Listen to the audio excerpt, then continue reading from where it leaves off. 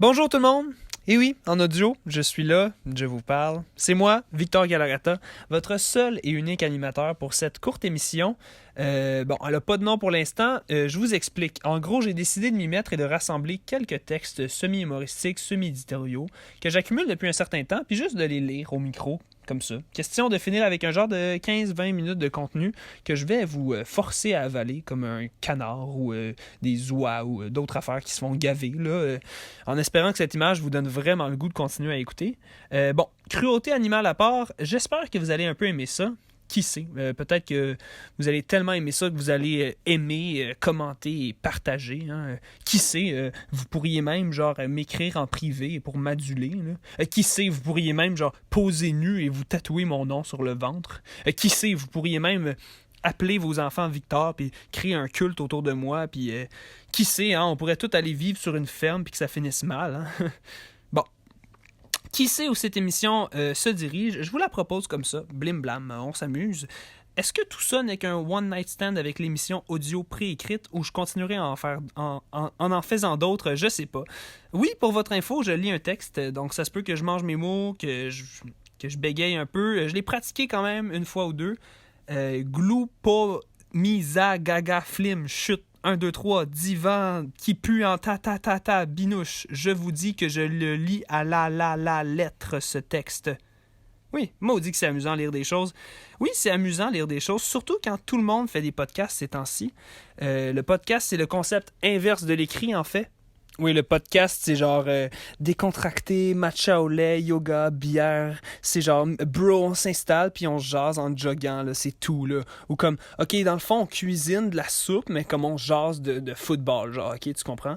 Ça devient un petit peu redondant. Ceux qui savent, le savent. Je sais. Même moi, j'en ai un podcast, OK? Je l'avoue, là, j'y ai succombé. Si jamais vous êtes curieux, d'ailleurs, je vais mettre un petit lien en description. À ma défense, même dans ce podcast-là, j'ai inséré des parties préécrites. Pour moi, ou même mes collaborateurs, on écrivait des parties de notre petit show. Puis honnêtement, c'est mes parties préférées. C'est pour ça que j'ai décidé de m'y mettre et d'écrire des chroniques. Depuis le début de cette fameuse quarantaine, je suis isolé en banlieue, chez les parents de ma copine. Inutile de préciser quelle banlieue, vous comprenez, vous imaginez un peu le décor. Et puis depuis que j'y suis et chaque fois que j'y retourne, je suis frappé par l'esthétique banlieusard. Sachez avant tout que la critique que je vais adresser à la banlieue est superficielle, c'est-à-dire que c'est esthétique. Il y a plein d'ouvrages, de films, de livres, de séries, dont une que je mentionne plus tard, qui analysent la banlieue. Je suis pas le premier et je vous invite à vous informer. J'ai absolument rien contre le concept même de banlieue. Je comprends d'où ça vient, pourquoi ça existe et qui y vit. Même que j'aille pas ça. Je dirais, c'est même réconfortant d'être ici. Réconfortant parce que j'ai moi-même grandi à Gatineau, qui, oui, théoriquement est une ville, mais qui, dans les faits, est une immense banlieue vraiment mal conçue. Je connais ça, les quartiers qui longent les autoroutes, les samedis Costco, la ruée vers le jus de pomme, les bars Town Kirkland ou le Skinny Pop, les rues vides après 22 heures, les 30 minutes de marche pour s'amuser, a.k.a. s'acheter une slush au couche-tard, faire de la skate, attendre l'autobus, faire des parties dans le bois, aller dans le bar agréable de la place pour croiser ton prof de sciences chaud qui cruise. C'est ça la banlieue quand même. C'est pas la misère évidemment, là. C'est pas le Vietnam ou le Soudan ou la petite grenouille de Saint-Jérôme. Ça sonne plaintif mon truc, mais c'est juste que c'est ça que je connais comme étant la banlieue. T'sais. C'est bizarre, tout autour est trop beau, mais pas vraiment beau. Comme tout fake un peu, tout est Ikea. Avec un pot de plantes, non, pas une vraie plante. Tous les murs à l'extérieur, c'est du faux bois. Il y a des fausses colonnes romaines qui tiennent le toit du voisin. J'échappe un verre d'eau sur le sol de la fausse vitre. Je glisse dessus du vrai sang. OK, peut-être qu'il y a de la vraie vitre ici, semble-t-il.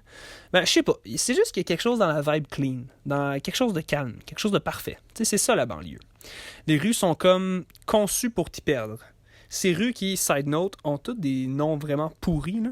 Rue de l'Arc-en-Ciel, rue de l'Étendue, rue de l'Éventail. Oui, j'habite sur la rue de l'Éventail.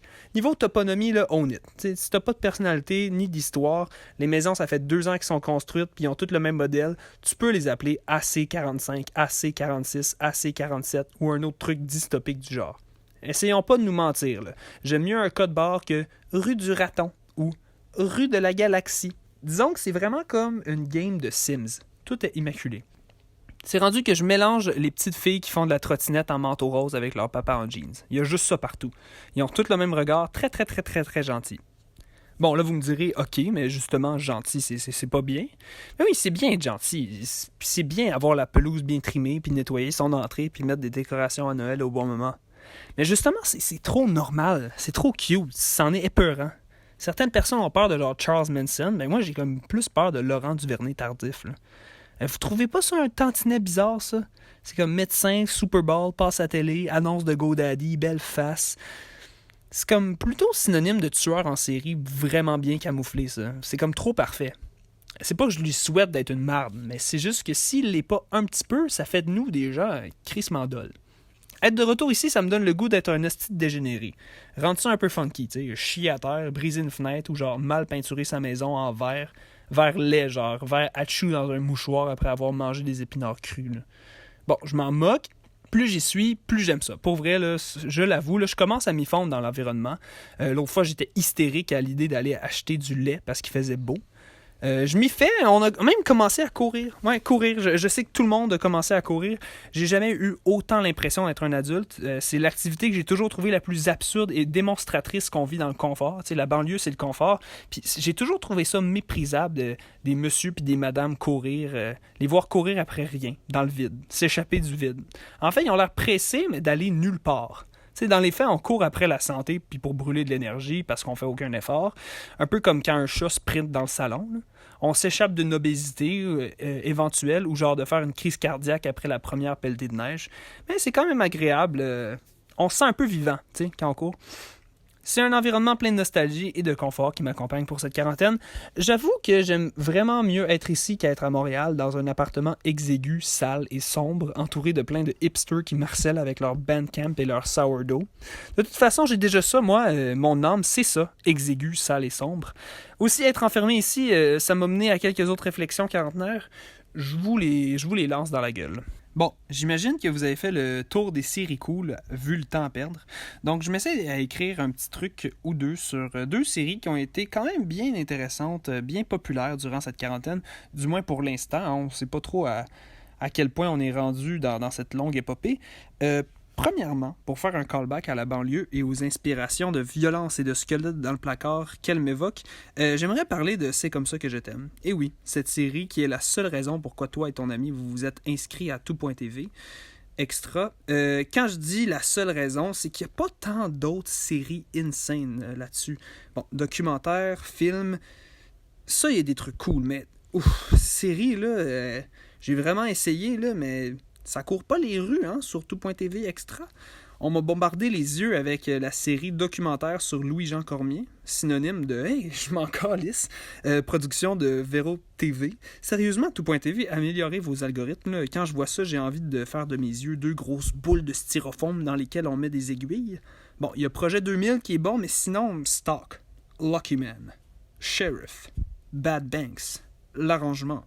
Détrompez-vous, je n'énonce pas toutes sortes de noms de mauvais pornos au hasard. Ce sont tous des noms de séries particulièrement non intrigantes que notre ami Tout nous propose. Bon, je suis harsh, je suis intense, mais je taquine. Hein? Bref, de retour à Série Noire que je t'aime. Oups, petit lapsus. Bon, pour ceux qui ne savent pas, C'est comme ça que je t'aime. C'est une série réalisée par les deux créateurs de Série Noire et des Invincibles. C'est l'histoire de deux couples banlieusards extrêmement normaux qui virent Bebite de chez Bebite. En fait, c'est un peu une prémisse qui fit avec mon fantasme banlieusard énoncé plus tôt. En gros, le Quatuor s'organise un genre de truc de gangster à Sainte-Foy. Ils tuent du monde, font de la poudre. Mon samedi soir quotidien, hebdomadaire plutôt. C'est bon, mais là, je le dis, c'est un peu overhyped. Un petit peu. Peut-être que j'ai moi-même participé à ce hype collectif, mais bon, j'ai été un tout petit peu déçu. C'est-à-dire que si t'as vu Série Noire, c'est pas mal beaucoup la même chose. T'sais, du monde normal qui lentement succombe à quelque chose de pas correct avec comme rival une organisation criminelle qui est ridicule. Puis c'est correct que les histoires se ressemblent, mais disons que j'avais plus aimé... Disons que ce que j'avais le plus aimé dans Série Noire, c'est comment l'histoire te surprend plus ça avance. Plus ça avance, plus tu ris, plus ça dérape. On voit comment ça prend de l'ampleur, comment c'est absurde que les personnages se soient rendus à ce point-là aussi vite. Malheureusement, dans C'est comme ça que je t'aime, on reconnaît vite la structure. Fait qu'on est juste moins surpris, disons. Tu sais, après la 11e fois que t'as fait la pitoune à la ronde, on est juste plus trop au top de l'extase, tu sais. Don't get me wrong, j'ai aimé. Pour vrai, j'ai bien aimé. Je suis juste pas tant surpris que ça. Le plus gros point fort, selon moi, c'est la cinématographie. Les 70s, on s'entend que ça trend en chien ces temps-ci, puis ils l'ont fait super bien. Tout est beau, le motel dégueu, les costumes, le sang, les coiffures, la DOP, tout est parfait. Le visuel est insane. L'autre série dont je veux vous parler, vous l'avez sûrement gobé en un dur bloc de 7 heures. Et oui, c'est Tiger King, Murder, Mayhem and Madness. En près d'une semaine, c'est devenu extrêmement populaire. En fait, c'est la plus populaire au Canada sur Netflix, avec des cotes de comme 94% sur Rotten Tomatoes. Beaucoup de memes qui en découlent, beaucoup de stories, beaucoup de blabla entourant cette série. Un vrai virus, ce petit Joe Exotic. Il y a tellement de choses à dire sur cette série, je vais essayer de garder ça concis. Avant tout, laissez-moi vous faire un court résumé pour qu'on se mette dans le bain. Hein. Disons que c'est un amalgame épineux de choses tristes et indignantes. C'est en Oklahoma, aux États-Unis. On suit 3 différents propriétaires de zoos privés spécialisés en félins exotiques. Jusque-là, c'est déjà inquiétant. Un d'entre eux ressemble à Baloo, l'ours dans le livre de la jungle. D'ailleurs, tout aussi rapey et malaisant que Baloo l'est dans le film. Alors, Monsieur Baloo a un harem de filles qui se déguisent en tigresses pour attirer les familles qui veulent voir des animaux. L'autre, c'est une genre de hippie constamment high sur le Valium qui a supposément tué son mari puis qui l'a nourri à ses tigres. Elle, son zoo, c'est pas un zoo, non, c'est un recueil d'animaux. C'est pas la même chose, mais un peu la même chose. Finalement, il y a Joe, le personnage central de la série. Joseph, c'est un cowboy gay, marié 3 fois à des hommes pas tout le temps gays, souvent démunis et drogués d'ailleurs. Il engage des ex-prisonniers pour s'occuper de ses 200 tigres nourris au Walmart. Et là, je ne fais qu'effleurer le sujet. Pour vrai, dans tout ça, il y a de la drogue, de la haine, des guns, des animaux tristes, des gens tristes, des animaux morts, des gens morts, un suicide, une disparition suspecte et un autre peut-être meurtre. Bref, laissez-moi vous enlever les mots de la bouche. Ça va bien aller! Yes! Espoir, amour, espérance, joie, vie, tendresse et plein d'autres mots du genre. Pour vrai, cette série agit d'une manière vraiment étrange avec les émotions. Un mélange émotionnel rarissime, je dirais. Je dirais que c'est la version allongée de prendre une gorgée de bière, rire aux éclats, roter, réaliser que c'est un reflux gastrique qui sort, avaler le reflux gastrique, continuer à rire, et ensuite pass out. On se situe ici dans un très bon épisode de South Park, qui vraiment tristement n'est pas un épisode de South Park. Quand je dis ça, là, je pèse mes mots. Là. C'est à peu près 10 kilos, le vide de même. Non, mais c'est vrai, Joe Exotic est plus que réel. On dirait pas qu'il appartient au vrai monde. C'est vraiment un personnage sur genre 25 niveaux. Tu sais, il vit dans une télé-réalité, mais littéralement, parce que je sais pas si vous vous souvenez, mais pendant que le documentaire est tourné, il y a une télé-réalité qui est aussi tournée. Joe a un show internet que lui host. Il est chanteur et futur gouverneur d'Oklahoma. Tu sais, c'est beaucoup de personnages. La réalité et la fiction se côtoient de manière vraiment déstabilisante, pour vrai. On doit souvent se secouer la tête puis se rappeler que qu'est-ce qu'on voit, c'est vrai. Parce qu'on n'y croit simplement pas. Des fois même, j'espère un petit peu qu'il y ait une couche qui s'ajoute puis qu'on apprenne dans 2 mois que tout ça était de la fiction puis qu'on s'est fait avoir. Hein? Ça serait donc le fun. Malheureusement, c'est pas de la fiction. Je trouve que le capitalisme sauvage rend toute cette tragédie possible. Voir du monde pauvre, pas éduqué et drogué qui veulent juste faire un peu d'argent, c'est déjà triste. Mais tu mêles ça à plein de guns, le mot freedom, puis au plan d'accéder à ledit argent en vendant des bébés tigres à du monde riche, pilant sur tes propres valeurs de défense des animaux pour que le monde riche puisse montrer leur richesse avec le bébé tigre. Ça déprime en chien quand même. Limite, si c'était des montres en or, là, on n'en jaserait pas. Là. Mais là, c'est des félins en voie d'extinction. Après ça, évidemment, ça grossit, ça devient dangereux. Je sais pas. Sérieusement, là, ça me fait battre triper. Là. Comment, en disant ça, j'ai l'impression d'être ma mère qui m'explique en 2006 que le bébé raton laveur que j'ai trouvé dans le parc, on l'amènera pas dans notre salon. C'est mieux pour nous et pour lui. Parce que, guess what? Ça grossit, puis c'est pas fait pour être chez vous, cette affaire-là. Tu sais, les chiens, les chats, ils nous aiment parce que génétiquement, ils sont down avec nous depuis salement longtemps. Mais forcer un être à t'aimer en le mettant dans une cage, c'est comme une prémisse qui finit rarement dans rose. Bon, après ça, les tigres font juste sécher dans la cour d'un millionnaire en Floride. Magnifique. C'est le concept de s'approprier quelque chose d'inédit, puis qu'en y accédant, on le gâche. L'authenticité gâchée par sa consommation. Un peu comme quand tu veux prendre une photo devant le Colisée ou le Machu Picchu, puis elle devient moins cool quand dans l'objectif, on voit juste les touristes en arrière. En regardant une série comme ça, je me suis demandé pourquoi ça nous met autant en colère quand ça en vient aux animaux. Tu sais, il y a certains textes philosophiques qui ont déjà mis des idées sur la table, puis je trouve que les animaux en général, dans l'imaginaire collectif, plus précisément la cruauté envers eux, se place au même rang que ce qui arrive aux enfants ou aux bébés. Tu sais, ça nous met en furie. C'est pas la même chose, mais un chien et un bébé, c'est similaire. Non, mais c'est vrai. Dans les deux cas, on ramasse leur marde, on les nourrit, puis on leur parle avec une petite voix aiguë comme ça. Oui, c'est beau, mon petit loup. Sauf qu'un des deux finit par faire un bac en admin puis habiter à Verdun, puis l'autre euthanasié parce qu'il a mordu la voisine. C'est leur ignorance, leur fragilité qui fait qu'on est outré quand quelqu'un s'en prend à eux. Bon, c'est à vos risques et périls de vous lancer là-dedans. C'est une genre de curiosité morbide, honnêtement, qui anime tout ça. C'est divertissant, certes, mais déprimant. Il y a eu certaines personnes qui se sont insurgées quant à la diffusion même du documentaire, disant qu'on exploite quelque chose comme ça pour se divertir. Le documentaire et le réalisateur semblent plutôt d'avis qu'il s'agit d'une sensibilisation, ce que je comprends. Fait assez comique d'ailleurs, un des réalisateurs du projet, c'est Eric Good, qui lui-même est défenseur des droits animaux. Il a créé une organisation à but non lucratif pour la conservation des tortues, puis il est très impliqué dans les tortues, fétiches ou revendication, je sais pas. C'est un discours qui, je trouve, fait drôlement écho à celui que portent dans la série les gardiens de zoo par rapport aux tigres. Laissez-moi faire un petit parallèle. Netflix, ici, devient le gardien de zoo et Joe Exotic et les autres protagonistes deviennent un peu comme les tigres. Joe Exotic et ses amis édentés vivent des situations méprisables, indignantes, mais ils deviennent aussi, malgré eux, l'objet d'une fascination, qui, elle, rapporte à Netflix. Ensuite, comme auditeur, on se dit que toute cette curiosité-là est peut-être pour le bon, parce qu'elle nous a aidés à se sensibiliser à ce sujet, ce qui se rapproche peut-être un peu du mensonge que se disent les visiteurs des zoos dans la série. Je lance ça comme ça, juste une petite réflexion. Hein. Sur un autre ordre d'idée, j'ai un plan pour le futur de nos vies. Ouais, j'ai un plan pour la société. Avec les pertes d'emploi dues à la pandémie, beaucoup de gens se sont retrouvés dans une situation assez précaire. Beaucoup de gens ont même perdu leurs emplois. À part une minorité de personnes qui œuvrent dans le domaine des besoins essentiels, puis on ne sait pas ça va durer combien de temps. À un certain point, les coffres de l'État seront vides. Je pense à ça, puis vite de même, j'ai pensé à un modèle de société qui fonctionnerait beaucoup mieux que celui qu'on a actuellement. Bon. J'ai l'air fou, mais écoutez-moi, dans le fond, on serait tous des pompiers. Boum, réglé. En temps de crise, tout le monde garde son emploi. Autre avantage, on aurait tous des beaux salaires puis des abdominaux d'enfer. Non, mais pour vrai, là, je vous entends dire si ça n'a aucun sens ton idée, on n'a pas besoin d'autant de pompiers, il n'y a pas tant de feu que ça, on n'est pas genre en Australie quand même. Là. Ayez pas peur, j'ai pensé à tout. En gros, il y aurait sûrement un genre de commerce de pyromanie qui se développerait. Les pompiers se paieraient entre eux pour mettre le feu à divers édifices. Question de garder l'économie en vie, tu sais. Nos discussions du souper, ça serait genre « Chérie, j'ai eu un méchant bon deal avec Martin, le voisin. Il m'a demandé de prendre soin de sa maison lorsqu'il est parti en vacances. Il me donne 5000 $. On pourrait donner 300 $ à notre fils pour qu'il aille l'incendier une fois ou deux, non? Ça serait une bonne idée.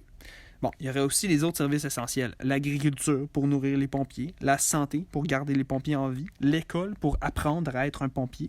Mais tu sais, tout ça, ce serait aussi des pompiers. Par exemple, il y aurait aussi des pompiers qui construiraient des maisons. Ouais, on appellerait ça sûrement quelque chose genre... ça serait un métier qui s'appellerait... pompiers constructeurs de maisons. T'sais. Dans le fond, eux, ils nous aideraient à avoir du stock à brûler pour avoir du stock à éteindre. Ouais. Les pays les plus pauvres, ça serait eux qui n'ont pas assez d'incendies. Des endroits où, malheureusement, c'est pas tout le monde qui peut éteindre un feu une fois de temps en temps. Des pays avec un mauvais PIB ou produit d'incendies bruts. Bon, mais il y a de l'espoir puis de l'entraide pour ces pays-là quand même. Sûrement qu'il y aurait des projets humanitaires au secondaire. Là. On enverrait des jeunes Canadiens dans un village au Nicaragua pour qu'ils brûlent des écoles. Tout ça, je vous entends, semble utopique, magnifique. Je vois les étincelles dans vos yeux. Là, on sent toute la même chaleur nous embraser. Là. S'imaginer tous ensemble, main dans la main, dans une plaine en feu, avec des papillons en cendres, essayant de sauver des vaches d'une étable devenue enfer pour ce beau bétail innocent. C'est une belle image, j'avoue, c'est très beau. Ouais, ben, faut garder espoir quand même. Espérer qu'un jour notre monde change pour le mieux. Je dois vous avouer que j'aime mieux brûler vif dans un incendie que voir notre planète lentement cuire sous les changements climatiques. Tout ça assaisonné d'inégalités et de tensions sociales croissantes. Ça risque de goûter amer un petit peu. Blague à part, immolez-moi pas, s'il vous plaît, dans mon sommeil. Ça serait pas le fun.